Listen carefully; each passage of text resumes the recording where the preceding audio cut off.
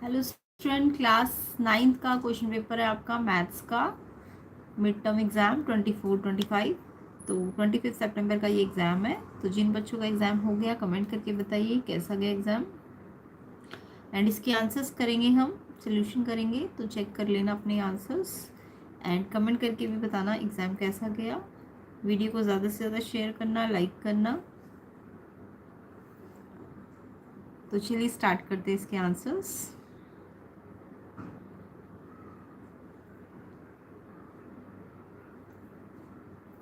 तो ज़्यादा क्या मोस्टली क्वेश्चंस कराए हुए ही आए थे जिनको प्लेलिस्ट कहा गया था अच्छी तरह से करने को। प्लेलिस्ट में से ही सारे क्वेश्चंस आए। इवन जो कल परसों वीडियोस बनाई गई थी उनमें से 70% तो उसी में से आया है क्वेश्चन, और प्लेलिस्ट में से तो पूरा ही आया है। तो कमेंट करके बताइए कैसा गया एग्ज़ाम एंड आंसर चेक कर लीजिए अपने। तो चलिए इसका सेक्शन ए करेंगे।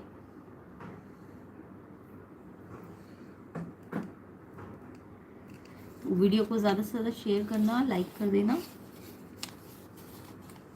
तो देखिए सेक्शन ए का फर्स्ट क्वेश्चन था द वैल्यू ऑफ √6 इंटू √12। आपको √6 और √12 का सॉल्व करके वैल्यू फाइंड करना था। तो ये दोनों रूट है और मल्टीप्लाई हो रहे हैं। तो जब रूट से मल्टीप्लाई होता है तो कैसे करते हैं देखो। तो यहाँ पे दोनों में रूट है ना, रूट का मतलब सेम पावर है, यानी कि 6 पे भी हाफ पावर है, रूट का मतलब होता है हाफ पावर, और 12 पे भी हाफ पावर है। तो एक्सपोनेंट के रूल क्या कहते हैं, जब सेम पावर हो तो पावर को एक बार लिखना चाहिए। तो ये जो है अगर मल्टीप्लाई में है तो ये अंदर मल्टीप्लाई हो जाएगा, अगर डिवाइड में तो डिवाइड हो जाएगा। मल्टीप्लाई डिवाइड में ही ये रूल लगेगा, प्लस माइनस में नहीं लगता। तो ये 6 इंटू 12 पे हाफ पावर आ गई। हाफ पावर मतलब स्क्वायर रूट हो गया। तो जब दोनों में रूट अलग अलग हो और इंटू हो तो एक ही रूट में हम दोनों को लिख सकते हैं इस फॉर्मूले के बेस पे। ठीक है। तो अब 6 और 12 रूट के अंदर कैसे सॉल्व करेंगे, इसके प्राइम फैक्टर और इसके प्राइम फैक्टर कर लो। 12 के प्राइम फैक्टर करने आते हैं ना सबको। 2 6 ज़ा, 2 3 ज़ा, 3 1 ज़ा, तो 2 2 3, ये 2 2 3 12 के है और 6 के तो ईजी 3 2 ज़ा। अब इसमें से क्या करते हैं, स्क्वायर रूट में जब ये प्राइम फैक्टर्स आते हैं तो इनमें से पेयर बाहर निकालते हैं। जैसे 2 पेयर में है ना, पेयर मतलब दो का, दो से दो बार है ना, अगर दो बार है पेयर में है तो इट मीन्स एक बार बाहर आ जाएगा। ऐसे 3 भी दो बार है ना। तो रूट के अंदर कोई भी नंबर पेयर में अगर होते हैं तो वो एक एक बार बाहर आ जाते हैं, रूट हट जाता है उनमें से। और ये क्योंकि सिंगल बचेगा, इसका कोई पेयर नहीं बन रहा, तो ये रूट के अंदर ही रहेगा। अब ये नंबर से मल्टीप्लाई करके 6√2, तो 6√2 ऑप्शन बी इसका करेक्ट है। किस किस बच्चे ने ये आंसर पे टिक किया है कमेंट करके जल्दी से बताइए। क्वेश्चन 1 का आंसर बी ऑप्शन है। नेक्स्ट क्वेश्चन पे आते हैं। The abscissa of A point Q is negative and it's ordinate is positive, quadrant in which point Q lies. Simple सा क्वेश्चन था। आपको बताया गया था एब्सिसा मतलब एक्स होता है और ऑर्डिनेट मतलब वाई होता है। बहुत बार बताया था, ठीक है। लास्ट वीडियोस में भी आपको बता रखा था एब्सिसा मतलब एक्स होता है और ऑर्डिनेट मतलब वाई होता है। तो एब्सिसा नेगेटिव है और वाई ऑर्डिनेट जो है वो पॉजिटिव है। कोई भी कोऑर्डिनेट कैसे बनता है, पहले एक्स आता है फिर वाई आता है। एक्स मतलब एब्सिसा होता है, एक्स मतलब एब्सिसा, और वाई क्या होता है, ऑर्डिनेट। वाई होता है आपका ऑर्डिनेट। तो एक्स वाई हमेशा एक्स पहले होता है, वाई बाद में होता है। तो एब्सिसा इन्होंने नेगेटिव बोला था और ऑर्डिनेट मतलब वाई इन्होंने पॉजिटिव बोला था। अब नेगेटिव पॉजिटिव क्वाड्रेंट सबको आते होंगे। ये एक्स एक्सिस होता है, ये एक्स एक्सिस होता है, ये वाई एक्सिस होता है वर्टिकल वाला, horizontal x, vertical y. First ये 4 क्वाड्रेंट होते हैं, first second third and fourth. First quadrant में देखो एक्स भी प्लस का ही है, इधर जो भी नंबर आएंगे उसमें एक्स भी प्लस का है, वाई भी प्लस का है, तो ये प्लस प्लस होता है। सेकंड क्वाड्रेंट को देखो एक्स तो माइनस का है, इधर वाला एक्स माइनस होता है ना, तो ये एक्स माइनस का है, पहले एक्स लिखना चाहिए। और फिर वाई देखो ऊपर है तो ये प्लस का है। फिर इस वाले में देखो एक्स इधर आ रहा है नेगेटिव एक्स, और वाई भी नीचे जा रहा है तो नेगेटिव है। फोर्थ क्वाड्रेंट को देखो एक्स इधर जा रहा है प्लस का है और वाई नीचे जा रहा है तो माइनस का है। तो ये याद करना होता है क्वाड्रेंट्स। अब ये माइनस प्लस देखो कौन से पे, एक्स माइनस और वाई प्लस, सेकंड क्वाड्रेंट, तो इसका आंसर सेकंड क्वाड्रेंट आएगा। बी ऑप्शन इसका आंसर है। कमेंट करके बताना क्वेश्चन 2 का आंसर बी किस किसने लिखा है। वीडियो को ज़्यादा से ज़्यादा शेयर करो, लाइक करो एंड कमेंट करके बताओ प्लेलिस्ट से कौन कौन बच्चा पढ़ के गया था। एंड लास्ट वीडियोज़ जो हमने बनाई थी उसमें से मोस्टली मतलब प्लेलिस्ट में से तो 100% ही आया है, बट जो लास्ट 2-3 वीडियो थी उनमें से 75% आया है। तो ये सारे क्वेश्चन सेम टू सेम वही क्वेश्चंस आए हुए हैं, बस वैल्यू चेंज हो सकती है बट क्वेश्चंस वही आए हुए हैं। तो क्वेश्चन 1 का आंसर बी है, क्वेश्चन 2 का आंसर बी है, सेकेंड क्वाड्रेंट। नेक्स्ट क्वेश्चन देखेंगे, question 3। The coordinate of the point at which the graph of linear equation 2x minus 3y equal to 6 cuts the x axis। ये भी मैंने आपको बताया था, x axis को जब भी कोई लाइन कट करती है, यानी कि एक कोई भी लाइन, ये x axis होता है ना हॉरिजॉन्टल वाला, तो अगर कोई भी लाइन, ये लाइन है मान लो, ये x axis को काट के जा रही है, तो जब भी x axis को काटेगी यानी x axis पे आएगा ना इसका पॉइंट। जब भी कोई लाइन एक्स एक्सिस को काटेगी तो उसका पॉइंट कहाँ पे आएगा, एक्स एक्सिस पे आएगा। और एक्स एक्सिस पे वाई 0 होता है, ये मैंने आपको बताया था, एक्स एक्सिस पे वाई 0 होता है और वाई एक्सिस होता है तो एक्स 0 होता है। तो एक्स एक्सिस पे वाई 0 है, तो यानी मेरे को पता चल गया वाई 0 है, क्योंकि एक्स एक्सिस पे काट रही है यानी वाई 0 होगा। तो वाई 0 का, तो इस इक्वेशन में मैं वाई की जगह 0 पुट करूँगी, तो यहाँ पे 2x as it is, 3y की जगह 0 रखो, देखो 3y मल्टीप्लाई हो रहा है तो 3 इंटू 0 मल्टीप्लाई करोगे तो 0 बन जाएगा, और 2x 0, अभी 2x इक्वल टू 6 आ जाएगा, तो x की वैल्यू कैसे निकलेगी, 2 यहाँ मल्टीप्लाई में डिवाइड में आ जाएगा, 3 आएगा आंसर। लेकिन आपको x नहीं पूछा, आपको पॉइंट पूछा है, तो x एक्सिस पे पॉइंट कैसे होता है, पहले x लिखते हैं फिर y 0 लिखते हैं, पहले x आता है फिर y तो 0 है ना, तो x मेरा कितना आया, 3 आया और y 0, तो ये पॉइंट आ जाएगा 30। डी ऑप्शन इसका करेक्ट आंसर है। किस किस बच्चे ने ये आंसर लिखा है इसको जल्दी से कमेंट करो। तो इसका आंसर थर्ड का 30 होना चाहिए। वाई पे तो 0 पक्का है, इट मीन्स बी और डी सी ऑप्शन तो बिल्कुल हट जाएंगे क्योंकि वो x 0 दे रहा है। तो ए और डी में चॉइस थी, अब मेरा x निकल के आया प्लस का 3, इसलिए 30, डी ऑप्शन इसका आंसर है। नेक्स्ट क्वेश्चन देखेंगे, a point has dash dimensions. कल ही कराया था ये क्वेश्चन, एक पॉइंट की मैंने बताई थी कोई डायमेंशंस नहीं होती है। जिसने भी 1-2 दिन पुरानी वीडियोस देखी होंगी, प्लेलिस्ट में तो 100% आया है, बट अभी 1-2 दिन पुरानी वीडियोस में ही 75 to 80% पेपर सेम फंसा है। तो a point has dash dimension या डायमेंशंस, तो पॉइंट की कितनी डायमेंशन होती है, तो पॉइंट की मैंने बताई थी 0 डायमेंशन होती है या नो डायमेंशन होती है, तो सी ऑप्शन है इसका आंसर 0।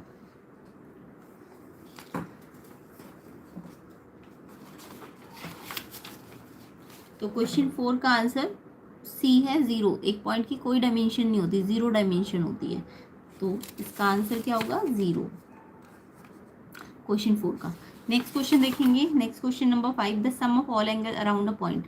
देखो अगर कोई मैं पॉइंट लूँ, जैसे ये पॉइंट है, इसके अंदर अगर मैं सारे एंगल्स, इन्होंने बोला इस पॉइंट के अंदर सारे एंगल्स का सम, यानी ये सारा पॉइंट के अलोंग सारे एंगल्स का सम कितना होता है, सर्कल बना देगा ना पॉइंट, तो ये 360 डिग्री होता है। पॉइंट के अलोंग सारे एंगल्स का सम कितना होता है 360 डिग्री, डी ऑप्शन इसका आंसर है क्वेश्चन 5 का। तो सिंपल सा ही क्वेश्चन था। नेक्स्ट क्वेश्चन नंबर 6 देखेंगे, the semi perimeter of an equilateral triangle with side 2a units. आपको बोला है कि इक्विलेटरल ट्राइंगल का सेमी पेरीमीटर बताओ अगर साइड उसकी 2a है।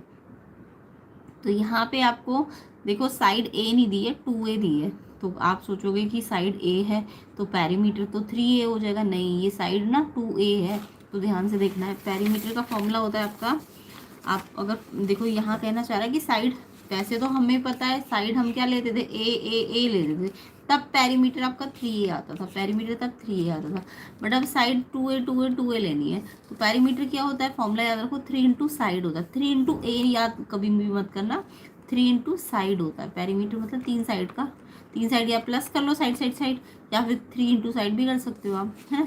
तो पेरीमीटर क्योंकि इक्विलेटरल है तो तीनों साइड इक्वल होंगी, बोला भी इक्विलेटरल है ना। तो 2a तो या तो 2a 6 से प्लस करके निकाल लो, नहीं तो 3 टाइम्स ऑफ 2a है ना, 3 इंटू साइड, तो ये इसका पेरीमीटर होता है इक्विलेटरल का। तो साइड तो यहाँ a नहीं है 2a है, अगर साइड कुछ नहीं बोलते तो हम a रखते हैं, फिर हम पेरीमीटर 3a बोलते हैं, बट यहाँ 2a बोला है तो 3 इंटू 2a यानी ये 6a आ जाएगा। पेरीमीटर कितना आ जाएगा इसका 6a। तो सेमी पेरीमीटर कैसे निकालते हैं, पेरीमीटर का आधा करके, तो पेरीमीटर अगर 6a आया है तो 2 से डिवाइड करो तो 3a आ जाएगा, पेरीमीटर सेमी पेरीमीटर 3a आ जाएगा। समझ आ गया। अगर ए पेरीमीटर होता 3a तो 3a/2 होता सेमी, बट यहाँ पे क्योंकि पेरीमीटर 6a है तो उसका आधा करो 3a आएगा सेमी पेरीमीटर। किस किस ने आंसर 3a लिखा है ऑप्शन डी, कमेंट करके बताना।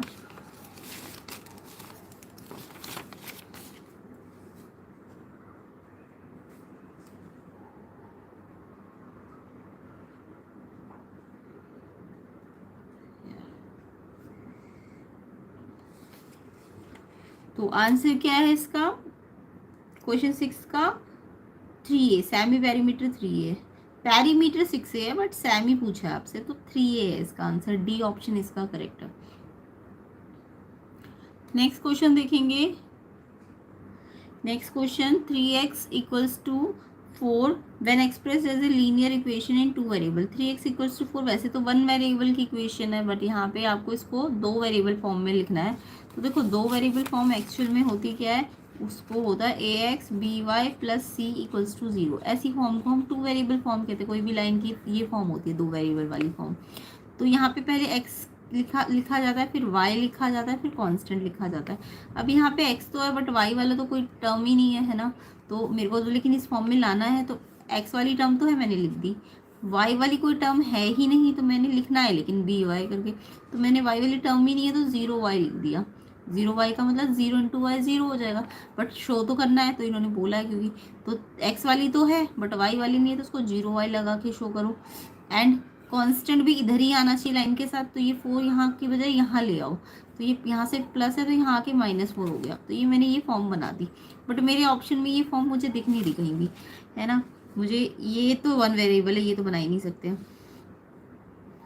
वैसे भी 3x प्लस 4 नहीं होगा। अगर 4 को यहाँ लाते हो तो ये -4 हो जाएगा ना। 3x 4 यहाँ के -4 हो जाएगा, ये तो बिल्कुल गलत है। इसको देखो -3x प्लस 0y प्लस 4, इसको अभी देखते हैं हम। ये वाला देखो हो सकता है -3x प्लस y, यहाँ तो y के आगे 1 लगा है जबकि y तो था ही नहीं, तो ये तो गलत हो गया। y 1 थोड़ी ना है, y ये y का मतलब 1y है, बट यहाँ y है ही नहीं, तो हम उसे 1y कैसे लिख सकते हैं, तो ये गलत है। यहाँ भी -1y आ गया, तो ये भी नहीं हो सकता। y तो 0 है, कन्फर्म्ड है, तो 0y वाला तो ये वाला ऑप्शन है। बट हमारे साइन की गड़बड़ आ रही है, यहाँ पे ये माइनस है, ये प्लस है और ये प्लस है, बट मेरा ये प्लस और ये माइनस आ रहा है। तो मैं क्या करूँगी, इस साइड को उधर भेज दूँगी क्योंकि मेरा ऑप्शन सिर्फ यही मैच कर रहा है। तो मैंने क्या करा, इन सारे नंबर्स को उधर भेज दिया या माइनस से मल्टीप्लाई कर दिया दोनों तरफ। तो ये माइनस का हो जाएगा, ये प्लस का हो जाएगा। बाकी 0 तो ऑलरेडी हमेशा प्लस का ही होता है। तो यानी कि ये अगर ऑप्शन में नहीं है तो ये वाला इसका साइड चेंज कर दो, तो ये वाला ऑप्शन भी हो सकता है। तो बी ऑप्शन इसका आंसर है। ये क्यों नहीं हो सकता, क्योंकि +4 नहीं होगा। जब ये 4 यहाँ से यहाँ आएगा तो -4 हो जाएगा, ठीक है।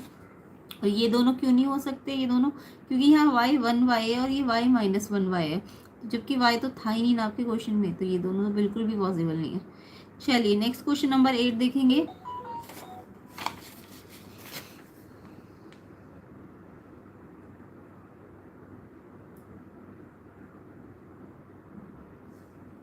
ट्वेल्थ के मैथ्स की जस्ट इसके बाद आ जाएगा, और थोड़ी देर में आ जाएगी 12th क्लास की। क्वेश्चन नंबर 8 देखेंगे। The angle which is 5 time it's supplement. Angle जो अपने सप्लीमेंट का 5 टाइम्स हो, यानी कि वो एंगल जो सप्लीमेंट का 5 टाइम्स होना चाहिए। तो ऐसा क्वेश्चन भी मैंने लास्ट वीडियो में ही कराया था आपको कि जब भी बोले कि एक एंगल अपने सप्लीमेंट का या कॉम्प्लीमेंट का 5 टाइम्स होता है, तो हम कैसे करते हैं इस क्वेश्चन में। तो हम पहले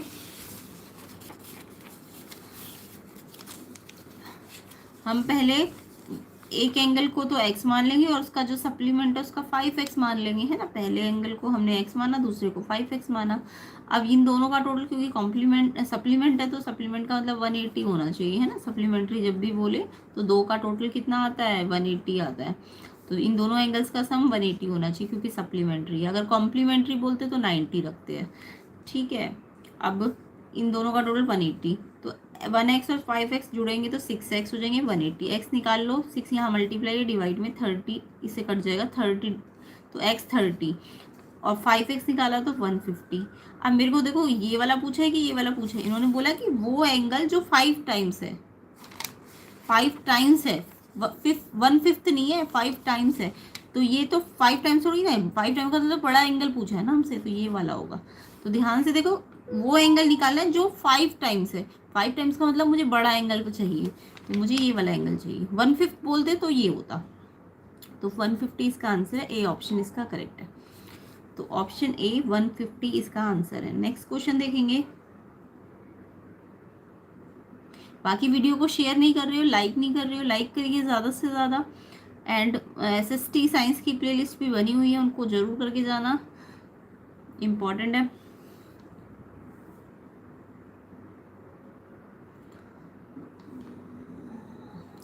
नेक्स्ट क्वेश्चन देखेंगे, 7/5 का डेसिमल रिप्रेजेंटेशन करना है। तो 7/5 का डेसिमल रिप्रेजेंटेशन, देखो जब भी नीचे 5 हो या 5 × 2 के कुछ पावर्स हो तो वो टर्मिनेटिंग होता है। ये तो यहीं से देख के पता चल रहा है, क्योंकि 5 से अगर नीचे 5 है या 2 है तो वो कंप्लीट डिवाइड हो सकता है। अगर कंप्लीट डिवाइड हो सकता है तो टर्मिनेटिंग होता है। फिर भी हम करके देखेंगे तो इसे, तो देखो 7 तो मैं ऊपर है ना न्यूमरेटर में, तो अंदर रखूंगी और 5 को बाहर रखूंगी, जो डिनोमिनेटर होता है वो बाहर रखते हैं।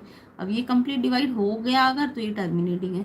5 में 7 नहीं आता, 5 बन जा 5 तो आता है, फिर 2, अब ऊपर से 0 लिया तो पॉइंट लगा, 5 4 जा 20, कंप्लीट डिवाइड हो गया। अगर कंप्लीट डिवाइड हो गया, अगर कंप्लीट डिवाइड नहीं होता, डैश डैश छूट गया होता तो फिर टर्मिनेटिंग नहीं होता, बट ये कंप्लीट डिवाइड हो चुका है इसलिए ये टर्मिनेटिंग है, डी ऑप्शन। और वैसे भी समझ जाओ, नीचे 5 दिखे या 2 दिखे तो वो टर्मिनेटिंग होते हैं, तो ये टर्मिनेटिंग है, डी ऑप्शन इसका आंसर है। चलिए नेक्स्ट क्वेश्चन देखेंगे, solution of the equation 2x + 1 = x + 5। यहाँ पे सोल्यूशन का मतलब होता है x को निकालना। सोल्यूशन जब भी बोले तो x या y जो भी होता है उसे फाइंड करना होता है आपको।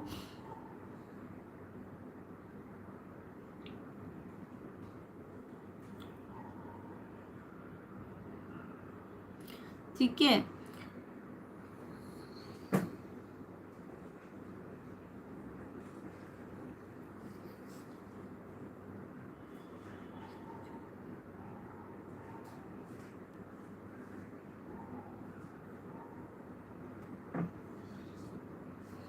ट्वेल्थ मैथ्स की जस्ट इसके बाद आ जाएगी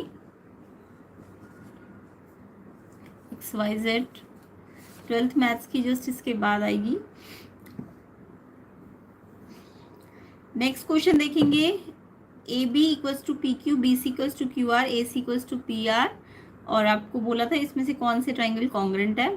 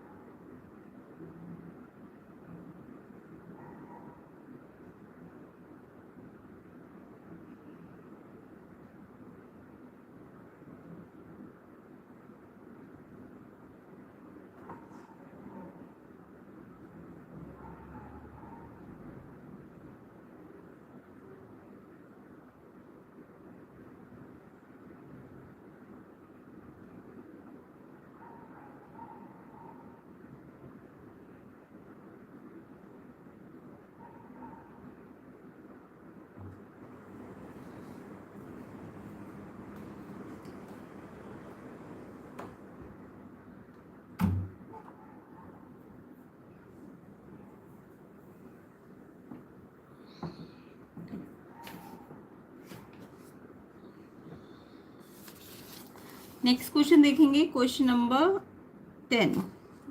तो सॉल्व करने का मतलब x को फाइंड करना होता है, तो x को तो सिंपली आपको फाइंड करना आता ही होगा। ये दोनों देखो 2x यहाँ भी है और x, दोनों x को एक तरफ करो तो ये x यहाँ आके माइनस हो जाएगा, एंड ये नंबर के पास भेज दो, प्लस है तो माइनस हो जाएगा। 5 - 1 4, जो भी बड़ा होगा उसका साइन प्लस का है तो प्लस का ही साइन आएगा। 2x - 1x, 1x बचेगा, इसमें भी साइन बढ़ेगा, बड़ा प्लस का है तो प्लस, तो x आ जाएगा 4। ठीक है, तो x की वैल्यू 4, ऑप्शन बी इसका करेक्ट आंसर है। ऑप्शन बी इसका आंसर है, x = 4, तो 4 इसका आंसर है। Next question, A B P Q के इक्वल है, बी सी क्यू आर के, ए सी पी आर के। आपको पूछे कौन से ट्राइंगल कॉन्ग्रुएंट है।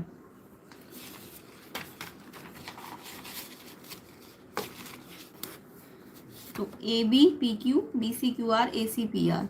तो देखो यहाँ पे अगर मैं एक एक करके सबको देखूँ,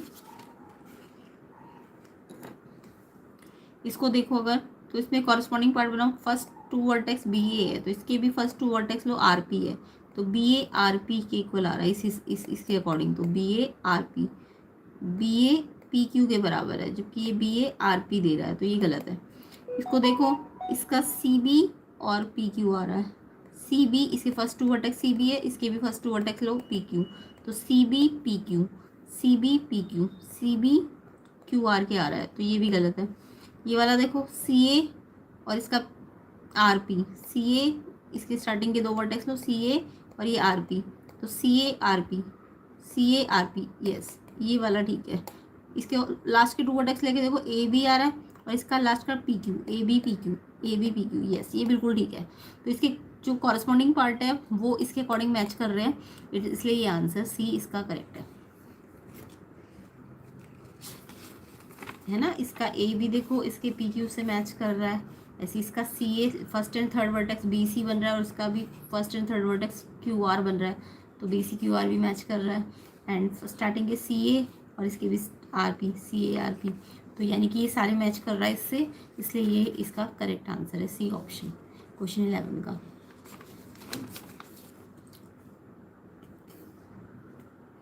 next question, x plus y 10 है और x plus y plus z equal to 10 plus z. तो देखो यहाँ पे पहले x प्लस वाई 10 था, अब ये दोनों इक्वल थे, तो अब मैंने z दोनों में ऐड किया, दोनों में यहाँ भी ऐड किया और यहाँ भी। तो इक्वल्स अगर इक्वल में अगर इक्वल्स एडेड करें तो होल्स भी इक्वल होते हैं, एक्सियम होता है ये, है ना। तो ये एक एक्सियम है, बी ऑप्शन इसका आंसर है, सेकेंड एक्सियम है ये। इक्वल्स में अगर इक्वल्स ऐड करें तो वो होल्स इक्वल होते हैं, तो ये एक एक्सियम है, बी ऑप्शन इसका आंसर है। नेक्स्ट क्वेश्चन देखेंगे, एक्स वाई जेड दिया हुआ था 135 और reflex of x y z given है और उसी का रिफ्लेक्स पूछा है। तो जब भी किसी एंगल का रिफ्लेक्स पूछा जाता है तो 360 में से उस एंगल को जिसका रिफ्लेक्स पूछा जाए उसको माइनस करना है, यानी एक्स वाई जेड को 360 में से माइनस कर दोगे तो उसका रिफ्लेक्स एंगल आ जाएगा, तो ये माइनस करके 225 आ जाएगा। ठीक है, तो ये 225 ए ऑप्शन इसका आंसर है, ऑप्शन ए आंसर है क्वेश्चन नंबर 13 का, 225 degree. Next question, to rationalise the denominator we will multiply it. तो जब भी किसी देखो इसके डिनोमिनेटर में रूट आ गया तो इसे रेशनलाइज करना पड़ता है, और मैंने रेशनलाइज की ट्रिक बताई थी आपको। अगर यहाँ प्लस है ना, अगर यहाँ प्लस है तो हमें रेशनलाइज करने के लिए क्या करना पड़ेगा, इसी नंबर के कॉन्जुगेट मैंने बताया था। अगर इन दोनों के बीच में प्लस है तो यहाँ माइनस लेते हैं, तो जो ऊपर लेते हैं वही चीज़ नीचे भी लेते हैं। तो अगर मेरे को इसे रेशनलाइज करना है तो मेरे को इसके प्लस है तो इसके माइनस से ऊपर नीचे मल्टीप्लाई करना है, यानी इस नंबर से मल्टीप्लाई करना पड़ेगा। तो ये नंबर है आपके पास, ये रहा, है ना। ये वाला क्यों नहीं है, क्योंकि एक प्लस का और एक माइनस का, जबकि ऊपर नीचे सेम देना होता है। तो ये वाला आंसर मैच करेगा, डी ऑप्शन इसका आंसर है, ऑप्शन डी। क्वेश्चन नंबर 14 का आंसर ऑप्शन डी है। तो कमेंट करके बताना किस किसने ऑप्शन डी पे टिक किया। नेक्स्ट क्वेश्चन देखेंगे, नेक्स्ट क्वेश्चन है आपका question number 15, the sum of two sides of a triangle 17 है एंड सेमी पेरीमीटर 15 है। आपको लेंथ ऑफ थर्ड साइड निकालनी थी। तो यहाँ पे देखो दो साइड का सम दे रखा है, यानी दो अलग अलग साइड नहीं दी, दो साइड का टोटल दे रखा है 17, और आपको सेमी पेरीमीटर भी दे रखा है 15। अच्छा, आपको पता है सेमी पेरीमीटर क्या होता है, पेरीमीटर का हाफ, है ना। तो ये मैंने बहुत बार बता रखा है। सेमी पेरीमीटर क्या होता है, सेमी पेरीमीटर आपको 15 दे रखा है और वो पेरीमीटर का हाफ होता है। तो पेरीमीटर क्या हो जाएगा, सेमी का डबल। अगर सेमी पेरीमीटर का डबल है तो पेरीमीटर क्या हो जाएगा, सेमी का डबल। तो पेरीमीटर डबल ऑफ एस कितना है 15, तो पेरीमीटर मिल गया मेरे को। अब पेरीमीटर किससे बनता है, तीनों साइड के टोटल से। तो पेरीमीटर ए प्लस बी प्लस सी 30। तो ए और बी अलग से नहीं दिए, ये हमें इकट्ठा दे रखा, इनका सम दे रखा कितना है 17। तो थर्ड आपको निकालना था, इन दोनों का सम ऑलरेडी दे रखा है 2 का। और पेरीमीटर पता है हमें तीनों साइड का टोटल, अब 2 का सम दिया है, तीसरी निकालनी है। तो पेरीमीटर किससे निकाला, सेमी पेरीमीटर की हेल्प से। तो ये 30 आ गया, तो 30 में से 17 माइनस करके 13 सेंटीमीटर, बी ऑप्शन आंसर है। किस किस बच्चे ने ऑप्शन बी पे टिक किया है कमेंट करके ज़रूर बताना। वीडियो को शेयर करो, लाइक करो ज़्यादा से ज़्यादा। तो इसका आंसर 13 सेंटीमीटर, बी ऑप्शन है। Next question number 16, the angle between both coordinate axis, दोनों कोऑर्डिनेट एक्सिस के बीच के एंगल कितना होता है। देखो कोऑर्डिनेट एक्सिस ये एक्स एक्सिस होता है और ये वाई एक्सिस होता है, ये एक्स होता है और ये वाई। तो एक्स और वाई के बीच के एंगल कितने आ रहे हैं, 90 आ रहे हैं ना। एक तो क्वेश्चन आता है एक्स और वाई का जो किस किस पॉइंट पे मीट करते हैं, तो वो ओरिजिन पे मीट करते हैं। एक तो क्वेश्चन बोलते हैं कि एक्स और वाई कहाँ मीट करते हैं, ओरिजिन पे। ओरिजिन मतलब 0 0, ओरिजिन मतलब 0 0। बट अभी आपको एंगल पूछा, एक्स और वाई एक्सिस के बीच में कितना एंगल है, 90, तो राइट एंगल है। बी ऑप्शन इसका आंसर है क्वेश्चन 16 का, राइट एंगल। चलिए नेक्स्ट क्वेश्चन देखेंगे।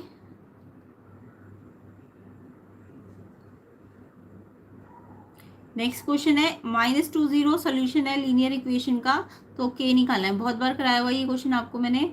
जब भी ये वाला इस इक्वेशन का सोल्यूशन है तो एक्स वाई, ये एक्स है ये वाई है, एक्स वाई यहाँ रखना होता है और के निकल जाता है। तो सिंपल सा क्वेश्चन था ये। -2 0 अगर इस इक्वेशन का सोल्यूशन है तो ये एक्स क्या होता है, आगे होता है, और वाई कहाँ होता है, बाद में होता है। तो एक्स आपको -2 दिया, वाई 0, तो एक्स की जगह -2 रख दो इस इक्वेशन में, वाई की जगह 0। ये 2 एज इट इज़ है ना, ये 2 एज इट इज़, एक्स की जगह -2, 3 एज इट इज़, वाई की जगह 0 एंड इक्वल टू के। अब ये 2 2 ज़ा तो -4, क्योंकि मल्टीप्लाई में एक माइनस है तो लगना चाहिए। एंड ये 3 इंटू 0 तो 0 हो जाएगा ना, मल्टीप्लाई करोगे 0 से तो 0 आ जाएगा। तो के आ गया -4, ए ऑप्शन इसका आंसर है। ए ऑप्शन आंसर है। किस किस बच्चे ने ए ऑप्शन पे टिक किया है। 18 देखेंगे, if point R lie between 2 point P and Q such that P R Q R के इक्वल है, पी आर क्यू आर के इक्वल है। तो देखो जब पी आर आर क्यू के इक्वल है तो यानी आर मिड पॉइंट है ना। अब ये मिड पॉइंट में आपको पता होना चाहिए कि कोई भी मिड पॉइंट अगर आ रहा है, अगर कोई भी लाइन दो पार्ट्स में इक्वल डिवाइड हो रही है तो यानी आर क्या होना चाहिए, मिड पॉइंट होना चाहिए। आर क्या होना चाहिए, मिड पॉइंट होना चाहिए। और मैंने आपको बताया था कोई भी मिड पॉइंट क्या करता है, एक तो पी आर आर क्यू को इक्वल करता है, उसके अलावा ये छोटे छोटे पार्ट पूरे बड़े के क्या हो जाते हैं, हाफ हो जाते हैं। ये सबको आना चाहिए। ये छोटे छोटे इक्वल होते हैं बट छोटा वाला बड़े के क्या होता है, आधा होता है। जब बड़ा वाला पी क्यू जो है वो छोटे वाले पार्ट्स के डबल होते हैं, ये आपको पता होना चाहिए। छोटे वाले पार्ट जो इक्वल होते हैं वो पूरे बड़े के पी क्यू के आधा होते हैं, और जो बड़ा वाला पी क्यू है वो छोटे छोटों का क्या होगा, डबल होगा। तो ये पॉइंट आपको याद रखना होता है हमेशा। तो या तो इसे ऐसे करके भी दिखा सकते थे, बट ये एमसीक्यू है तो ऑप्शन ढूंढना था, तो मैंने बता ही दिया कि पी आर भी हाफ पी क्यू है, भी क्यू आर भी हाफ पी क्यू है। तो P R half P Q या Q R half P Q.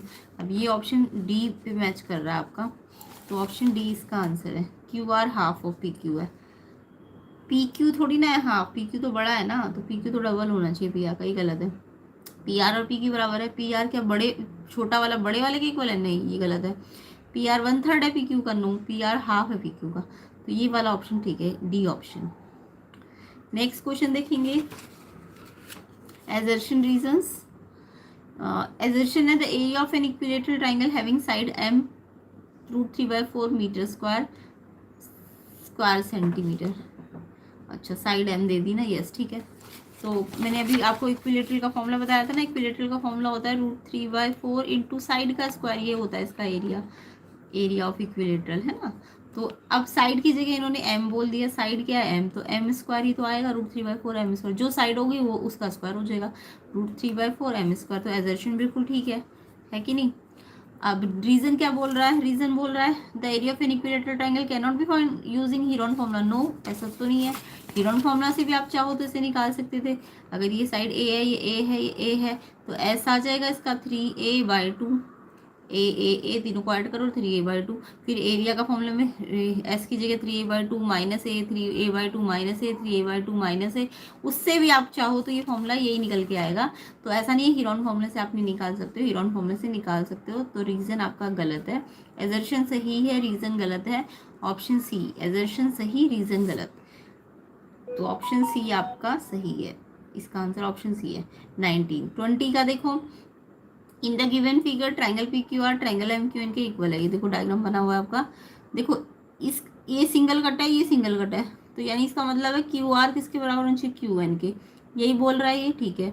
अब डबल कट तो क्यू एम किसके बराबर होना चाहिए, क्यू पी के, तो पी क्यू क्यू एम के बराबर। तो फिगर को देखूंगी तो यही तो शो हो रहा है, तो यस असर्शन बिल्कुल ठीक है।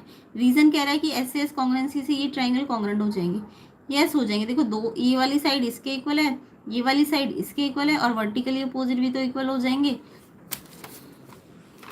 तो रीजन भी बिल्कुल ठीक है।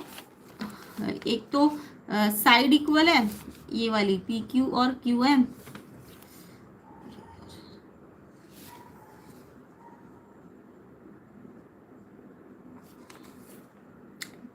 तो इसे कैसे, अगर ये क्वेश्चन आ जाता कॉन्ग्रेंसी करने के लिए, तो पी क्यू किसके बराबर है, पी क्यू आपकी क्यू एम के बराबर है, और क्यू आर किसके बराबर है, क्यू एन के, और एंगल वन, इसको वर्टिकली को नाम दे देना एंगल वन और एंगल टू।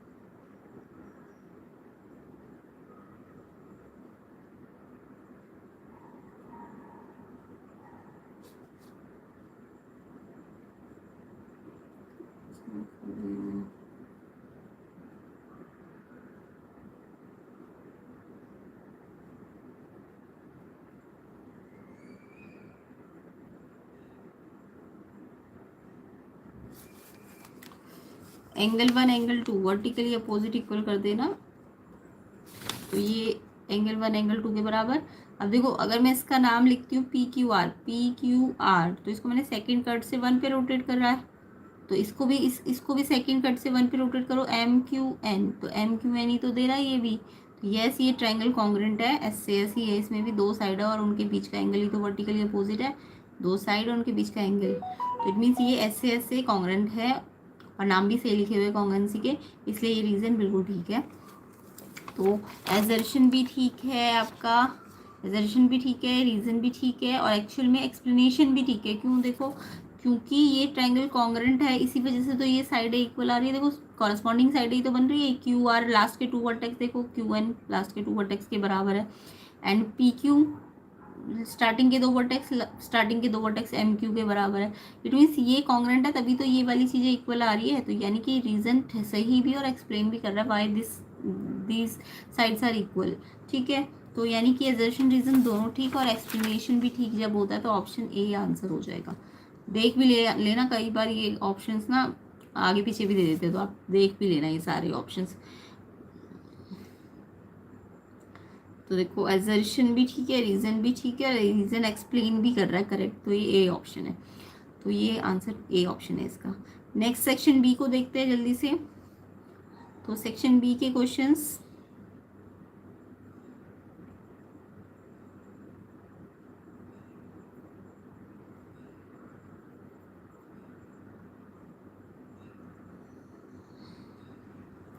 तो देखिए section B, in the given figure A D B C के इक्वल है, शो करना A B equal to C D, ऐसा क्वेश्चन मैंने कराया हुआ है आपको। अभी देखो ए बी सी डी के इक्वल, यानी कि मेरे को ए से डी और बी से सी इक्वल दी है, और मुझे ए बी सी डी लाना है। तो यहाँ पे अगर मैं डायग्राम को देखूँ तो मुझे क्या क्या इक्वल दिए हुए, ए डी और मुझे बी सी इक्वल दिया हुआ है, ए डी और बी सी इक्वल दिया हुआ है ना, जबकि मुझे चाहिए क्या, ए बी और सी डी, ये चाहिए बस। तो ये बी डी एक्स्ट्रा जो आया है दोनों में, अगर ये गिवन है तो मैं क्या करूँगी, मुझे बी डी, क्योंकि मुझे ए बी चाहिए बस, मुझे ए डी पूरा नहीं चाहिए, मुझे जस्ट ए बी चाहिए। तो ए बी लाने के लिए ए डी में से क्या करो, ये बी डी जो है माइनस कर दो, तो ए डी में से बी डी माइनस किया तो बी सी में से भी बी डी माइनस करो, है कि नहीं। तो ये चीज़ माइनस कर दो दोनों में, तो ए डी में से जब मैं बी डी माइनस करूँगी ये वाला हिस्सा, तो ए भी बच जाएगा, और ऐसी बी सी में से जब मैं बी डी माइनस करूँगी तो ये बचेगा डी सी। तो यही प्रूव करना था, तो सिंपल सा क्वेश्चन था। तो क्वेश्चन कौन सा था, ये 21 सेक्शन बी का। नेक्स्ट क्वेश्चन देखेंगे। नेक्स्ट क्वेश्चन आपका था सिंप्लीफाई करना था, सिंपल ही क्वेश्चन है ये भी।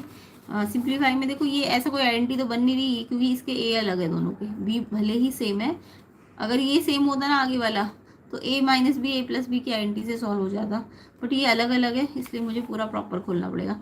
कैसे खोलते हैं, पहले 6 को 2 से मल्टीप्लाई, फिर 6 को इस √3 से, तो 6 को 2 से करोगे तो 6 2 जा 12, फिर 6 को √3 से करोगे। अब देखो ये नंबर और ये रूट है, तो नंबर और रूट कभी आप अंदर मल्टीप्लाई नहीं हो सकते, तो ये बाहर ऐसे ही अलग अलग रहेंगे, ठीक है। 6 इंटू √3, फिर ये माइनस ये √3 इससे मल्टीप्लाई होगा, तो 2 नंबर है और ये रूट है, तो ये 2 √3 ऐसे ही रहेंगे, और ये प्लस और ये माइनस, मल्टीप्लाई में एक माइनस है तो लग जाता है, ये याद रखना। फिर √3 को √3 से मल्टीप्लाई करने का मतलब √3 का स्क्वायर, √3 अगर रूट कोई भी नंबर स्क्वायर में होता है तो उसमें से रूट हट जाता है, ठीक है। कोई भी नंबर रूट में है उसमें स्क्वायर है तो वो रूट से बाहर आ जाएगा। ये लाइक टर्म्स है ना दोनों, 6 √3 और 2 √3, ये 12 नंबर है बट ये √3 लाइक टर्म्स है, तो ये आपस में प्लस माइनस हो सकती है।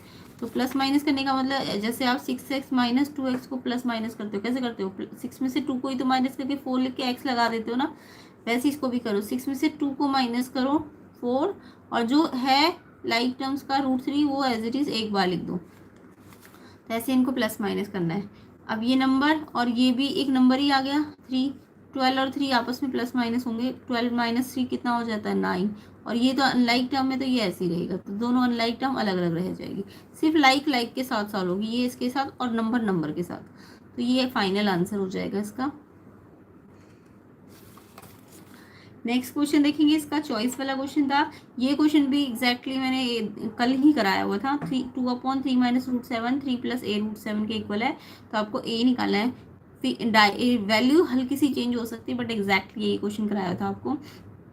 तो यहाँ पहले मैंने कहा था लेफ्ट हैंड साइड को सॉल्व किया करो और फिर बाद में कंपेयर किया करो। तो यहाँ पे 2/3 माइनस √7 इसके इक्वल है और a निकालना है, तो क्या करना होता है, इसको सॉल्व करना होता है, इसको रेशनलाइज करना पड़ेगा ना, नीचे रूट में जब भी दिखे और प्लस माइनस दिखे तो रेशनलाइज करना पड़ता है। कैसे रेशनलाइज करता है, अगर यहाँ माइनस है तो ऊपर प्लस से, अगर यहाँ माइनस है तो सेम नंबर के बस यहाँ माइनस की जगह प्लस लगा देना, और जो ऊपर लिखा है वही नीचे लिखना होता है ना, ऐसे रेशनलाइज करते हैं हम। अब नीचे क्या होता है, a minus B A plus B की आइडेंटिटी बन जाती है, a का स्क्वायर माइनस बी का स्क्वायर, क्या होती है a प्लस बी और a माइनस बी की आइडेंटिटी, ये होती है आपकी a square minus B square, तो इसका स्क्वायर और माइनस, और ये 2 इससे मल्टीप्लाई हो रहा है। अब 3 का स्क्वायर मतलब 3 को 3 से मल्टीप्लाई करना होता है, तो 9 हो जाएगा, और √7 का स्क्वायर, रूट का जब भी स्क्वायर होता है तो रूट से बाहर आ जाता है 7, और ये चाहो तो अंदर ले जाओ, चाहे तो ऐसे भी रहने दे सकते थे क्योंकि लास्ट में शायद कट जाएगा, तो अंदर ले जाने की भी ज़रूरत नहीं है, इसको ऐसे ही रहने दो। अभी 9 माइनस 7 2 है ना, तो 9 माइनस 7 2 आ गया, और ये 2 से ये 2 कट गया, तो ये 3 प्लस √7 आ गया। अब आपको पता है ये किसके बराबर करना है, इसके बराबर करना है। अब देखो ये तो √7 वाली टर्म है बट ये नंबर वाली टर्म है, तो ये नंबर वाली टर्म तो इसके नंबर वाली टर्म से मैच करेगी, कंपेयर करोगे तो कंपेयरिंग, ठीक है, कंपेयरिंग लिख देना, तो ये तो इससे मैच करेगी, यानी ये नंबर ये भी नंबर, तो ये तो इसके इक्वल होना चाहिए, एंड ये √7 वाला √7 के इक्वल होना चाहिए, यानी कि ये √7 वाला a √7 के इक्वल होगा, है ना, कंपेयर करूँगी तो √7 से √7 कट गया, यहाँ कुछ नहीं बच रहा है, यानी यहाँ 1 है, तो a की वैल्यू 1 आ जाएगी। अगर मान लो यहाँ पे माइनस का साइन होता तो यहाँ -1 आ जाता, ठीक है, तो 1 आंसर है इसका। आई होप सबका आंसर 1 ही आया होगा। नेक्स्ट क्वेश्चन देखेंगे 23, इन द गिवन फिगर ABCD के इक्वल है ADBC के, प्रूफ करना है ट्रायंगल ADC CBA के कॉन्ग्रेंट है। सिंपल सा क्वेश्चन है,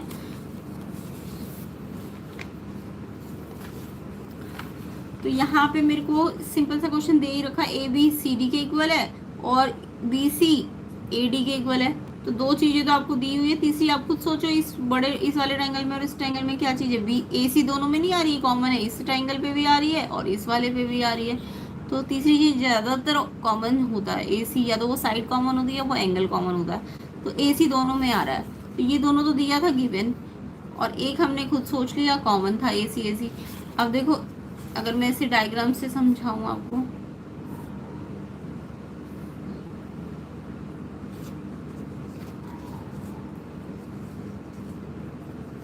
AC कॉमन और ये इसके इक्वल, इस पे सिंगल कट लगा दिया मैंने, ये इसके इक्वल, ये वाली साइड इसके इक्वल, यहाँ डबल डबल कट, ये तीसरी साइड आपस में इक्वल है।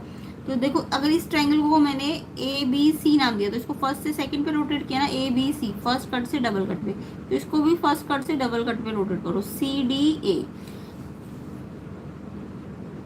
या फिर जो आपको नाम लिखा है इन्होंने क्वेश्चन में लिख के दिया ए डी सी, ए डी सी को इन्होंने कैसे रोटेट किया, A D C, A D C second cut से फर्स्ट कट की तरफ, तो आप भी सेकेंड से फर्स्ट की तरफ जाओ, सी बी ए, सी बी ए, यही तो नाम दिया है इन्होंने, है कि नहीं। और आप चाहे तो इसके कॉरस्पॉन्डिंग पार्ट भी चेक कर लो, इसका ए डी इसके सी बी के इक्वल आ रहा है ना, first two vertex A D B C, इसके लास्ट के दो वर्टेक्स डी सी है, इसके B A, D C A B S, और ए सी और सी ए आ ही रही है, तो एस एस एस तीनों साइड साइड से ये कॉन्ग्रेंट हो जाएगा। बस एक आपको सोचना था ये वाला कॉमन वाला, बाकी तो सब कुछ दिया हुआ था।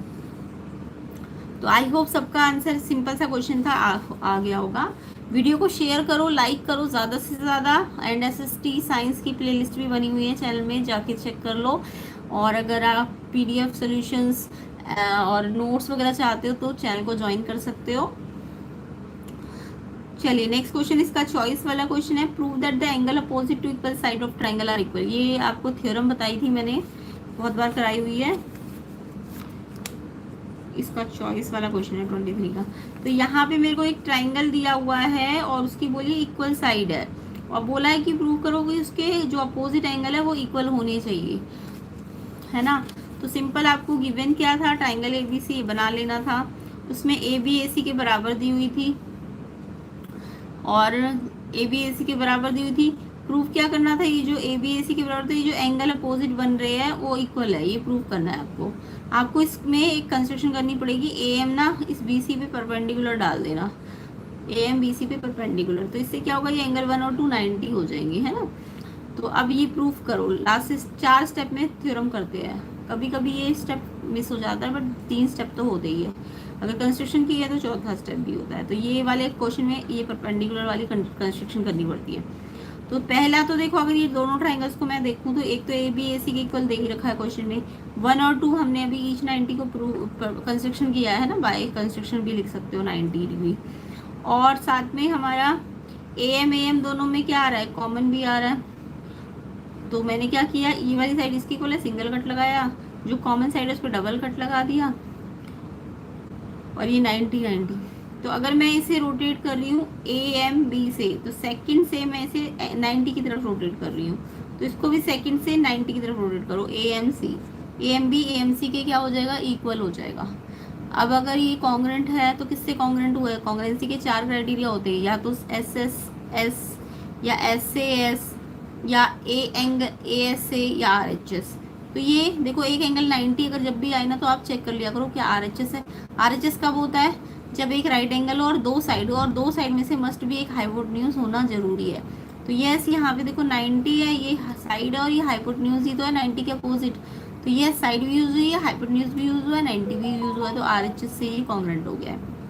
तो यही आपको फिर एंगल बी और सी देखो, यहाँ पे थर्ड वर्टेक्स और इसका थर्ड वर्टेक्स, तो इसका बी और सी इक्वल हो जाएगा सी पी सी टी से, जो कि आपको इक्वल प्रूव करना था, तो ये प्रूव हो जाएगा।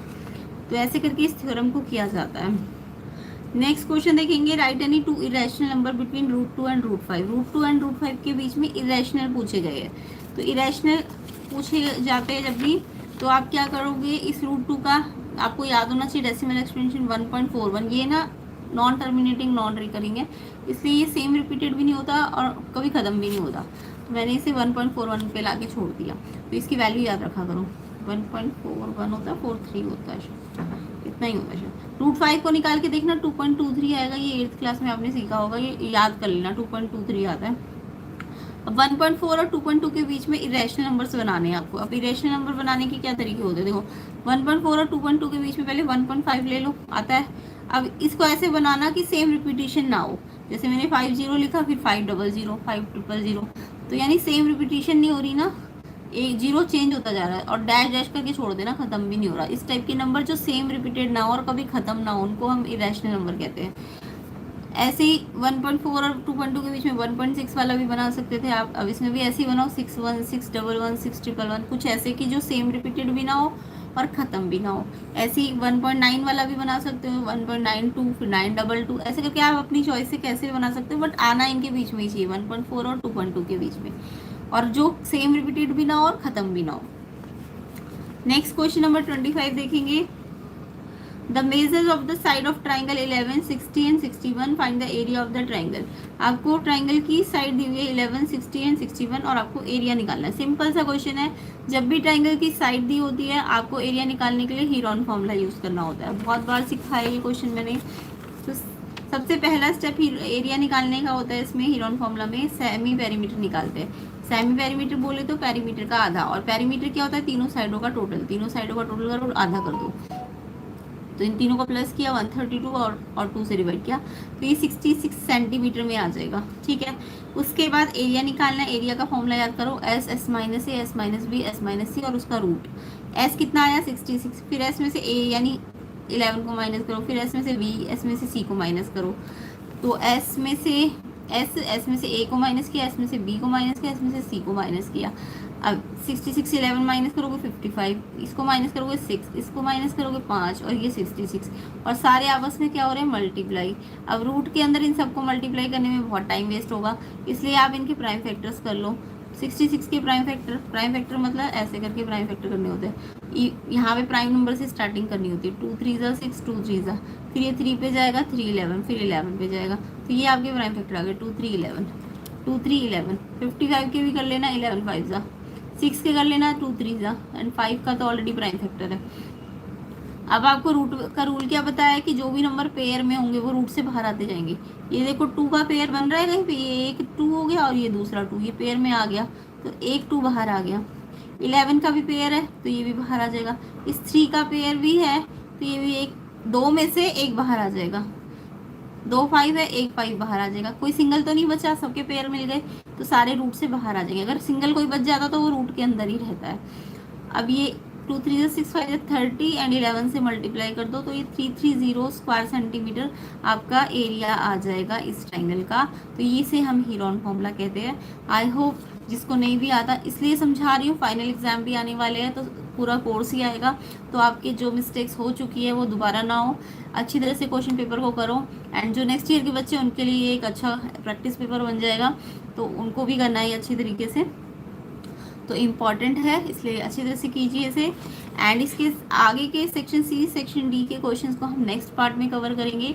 वीडियो को ज़्यादा से ज़्यादा शेयर कर लेना, ज़्यादा से ज़्यादा लाइक कर लेना। इसका नेक्स्ट पार्ट आपको जल्दी मिल जाएगा। सेक्शन सी डी ई उसमें एक साथ करवा देंगे। तो ज़्यादा से ज़्यादा शेयर करो, कम से कम 1000 लाइक्स वीडियो को दो। एंड कमेंट करके बताओ कितने, खासकर सेक्शन ए में बताओ 20 में से कितने मार्क्स आ सकते हैं आपके, तो वो कमेंट करके ज़रूर बताना। एंड कैसा गया एग्ज़ाम ये भी बताना। तो नेक्स्ट पार्ट हम सेक्शन सी डी ई करेंगे। तो तब तक आप चैनल को सब्सक्राइब भी कर लेना अगर नए हो तो चैनल में, एंड वीडियो को ज़्यादा से ज़्यादा शेयर और लाइक कर देना। तो ये सारे आंसर्स को हम नेक्स्ट पार्ट में कवर करेंगे।